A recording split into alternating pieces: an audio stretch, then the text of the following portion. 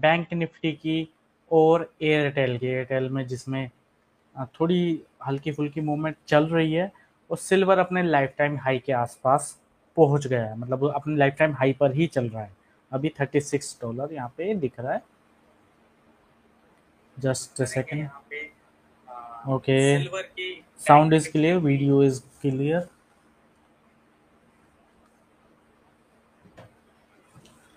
तो सबसे पहले ये चार्ट है सिल्वर का। यहाँ पे देखा जाए तो ये अभी इस लेवल पे चल रहा है $36 के आसपास, और अपने लाइफ टाइम हाई के पास।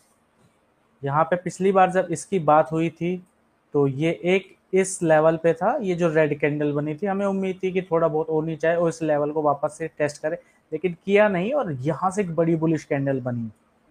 ये डेली टाइम फ्रेम है, तो यहाँ पे देखते हैं क्या हुआ है।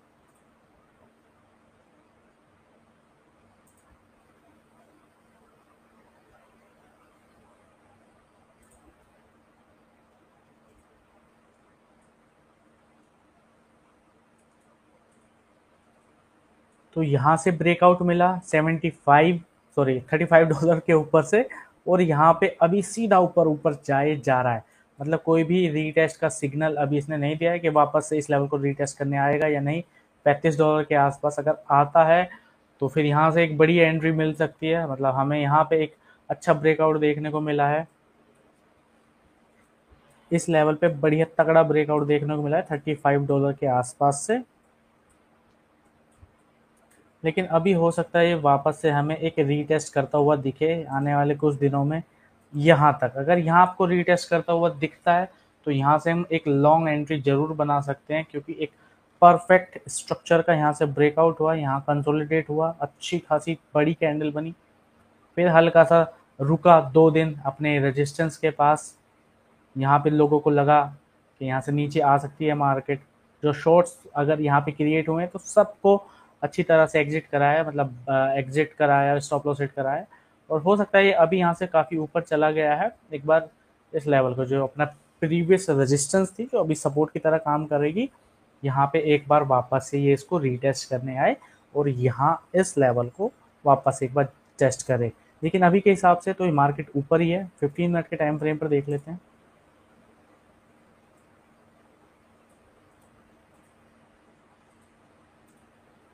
देखो,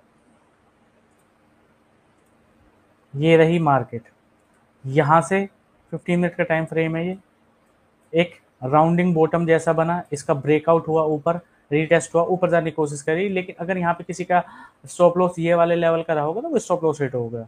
लेकिन मार्केट अभी भी यहाँ पे एक बुलिश स्ट्रक्चर में ही ट्रेड कर रही है। अगर यहाँ पे देखा जाए तो यहाँ से सीधा चलनी शुरू हुई, ऊपर गई, यहाँ पे एक राउंडिंग बॉटम जैसा बनाया, इसको यहाँ से बोल सकते हैं, और अभी ये इस लेवल पे ट्रेड कर रही है। अगर इस स्ट्रक्चर का ये ब्रेकआउट देता है यहाँ से ऑन 15 मिनट के टाइम फ्रेम पर, ये देखो यहाँ पे एक बार नीचे की तरफ जाने की कोशिश करी लेकिन फिर ऊपर चला गया, 2 बार ऐसा हुआ। तो यानी जिसने भी यहाँ पे बियरिश एंट्री बनाई है उनका स्टॉप लॉस हिट हो चुका है। यहाँ पे 2 बार ही मार्केट ऊपर चली गई। लेकिन अभी ना हमें इस स्ट्रक्चर का ब्रेकआउट का फिर से वेट करना होगा। अगर हमें इसके हिसाब से ट्रेड करें तो 2 बार स्टॉप लॉस अपना भी लग जाता। लेकिन अभी अगर ये इस लेवल पे ऊपर की तरफ चांसेस हैं, क्योंकि ये बुलिश स्ट्रक्चर बना हुआ है, फ्लैग पैटर्न जैसा भी बन रहा है, तो अगर यहाँ से ब्रेकआउट मिलता है तो हमें 36 और इसका जो हाई है 36.40, तो हमें अगले लेवल $37 के आसपास के आते हुए दिख सकते हैं सिल्वर में ऑन 15 मिनट के टाइम फ्रेम पर। ये इसके बाद हम चलते हैं अपने दूसरे बैंक निफ्टी पर। निफ्टी बैंक ये रहा। आज के दिन मार्केट गैप अप ओपन हुई। 2 दिन पहले जब आरबीआई की पॉलिसी आई थी तो वहाँ पे बैंक्स को बड़ी राहत मिली, तो तब से बैंकिंग सेक्टर जो है ना काफ़ी भाग रहा है। लेकिन आज क्या हुआ है, उस दिन भागा, यहाँ इस दिन पॉलिसी आई थी लास्ट फ्राइडे आई थिंक, भागा ऊपर, उसके बाद ये लेवल आए, आज गैप अप ओपन हुआ, लेकिन पूरे दिन मार्केट एक ही लेवल पे ट्रेड करती रही। तो मतलब ऑप्शंस बायर को आज यहाँ पे कुछ भी खास प्राप्त नहीं हुआ।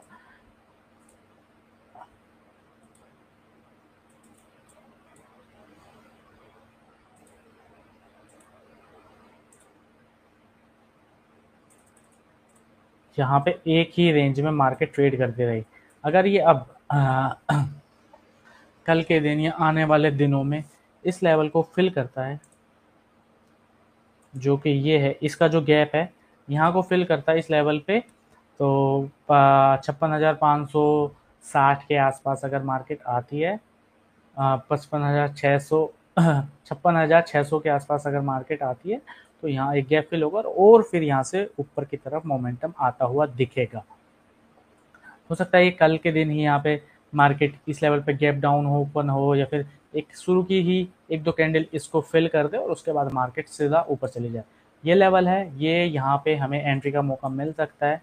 15 मिनट के टाइम फ्रेम पर यहाँ पे ट्रेड लिया जा सकता है। तो कल के मार्केट में हम देखेंगे क्या होता है इसका, और किस लेवल पे हमें ट्रेड बनता है, किस लेवल पे, या फिर हमें ये स्ट्रक्चर ही पूरा फेक हो जाता है और नीचे मार्केट चली जाती है। उसकी बात हम आने वाले दिनों में करेंगे, अगले लेवल्स के साथ करेंगे।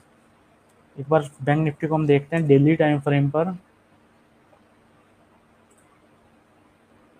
ओके, इसको मिटा देते हैं। यहाँ पे हैंगिंग मैन पैटर्न बनाता हुआ हमें दिख रहा है, मतलब इट्स नॉट पूरा हैंगिंग मैन नहीं है क्योंकि इसकी विक छोटी है।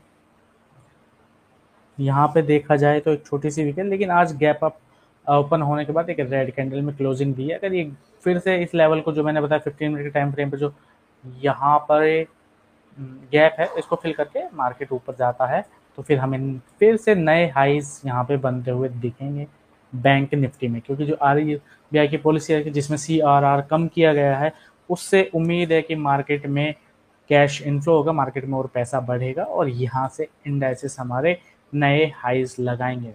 निफ्टी भी जल्दी अपना जो प्रीवियस हाई था उसको टच कर सकता है।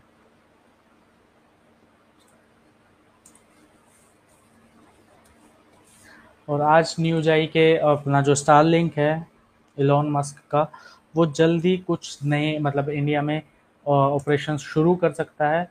और कुछ पैकेज वगैरह भी बताए गए कि इससे 3,000 रुपये मंथली का उनका कुछ पैकेज होगा। तो उसके बाद हल्की सी यहाँ पे न्यूज आई, जैसे ही हल्की सी गिरावट देखने को मिली यहाँ पे एयरटेल में, और उसके बाद लेकिन वो रिकवर भी हो गया।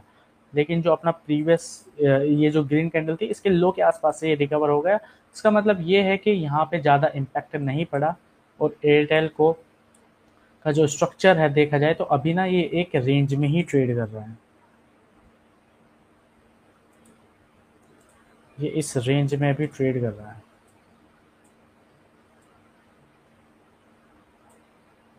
जो कि है 19,000 1900 से लेकर और 1820 के आसपास। ये एक रेजिस्टेंस एंड सपोर्ट की तरह इसी लेवल पे लगा हुआ है अभी।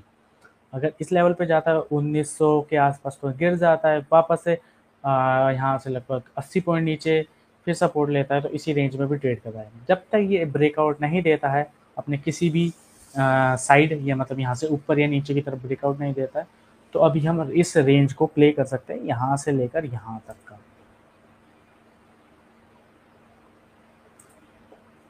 यहाँ से लेकर यहाँ तक हम इसको आसानी से प्ले कर सकते हैं एक रेंज के हिसाब से।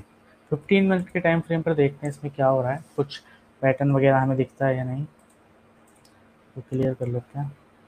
यहाँ पे इस रेड कैंडल के साथ कुछ न्यूज ऐसा ही, उसका सुबह में ही इम्पैक्ट देखने को मिला और रिकवर हो गई मार्केट। मतलब इतना कुछ खास इस पे असर नहीं पड़ा, वापस से ऊपर चली गई। ये जो गैप था हल्का सा इसको फिल करने की कोशिश करी है।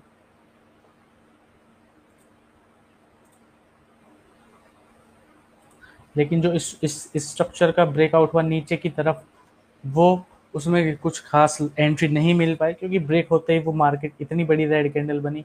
उसके बाद वो रिकवर भी काफ़ी जल्दी हो गई, तो इसका कुछ एक्स्ट्रा बेनिफिट मतलब कुछ फ़ायदा ऐसा मिल नहीं पाया ट्रेडर्स को। अगर जो इसके ब्रेकआउट का वेट कर रहे थे, इस लेवल के इस स्ट्रक्चर जो इस लेवल पे ट्रेड कर रहा था 15 मिनट के टाइम फ्रेम पे, इसका ब्रेकआउट का जो भी वेट कर रहे थे, तो ज़्यादा खास मिल नहीं पाए। इस कैंडल के बाद अगर किसी ने एंट्री ली होगी तो उसका स्टॉप लॉस इस कैंडल का होगा, जो कि काफ़ी बड़ा है, क्योंकि अगला जो टारगेट था वो काफ़ी छोटा RR यानी रिस्क रिवॉर्ड यहाँ से मैच नहीं करता, उसका भी स्टॉप लॉस यहाँ से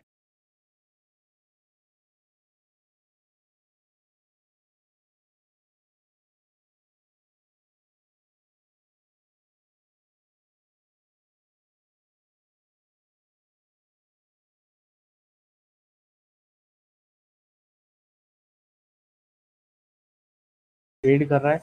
उसके बाद बात की हमने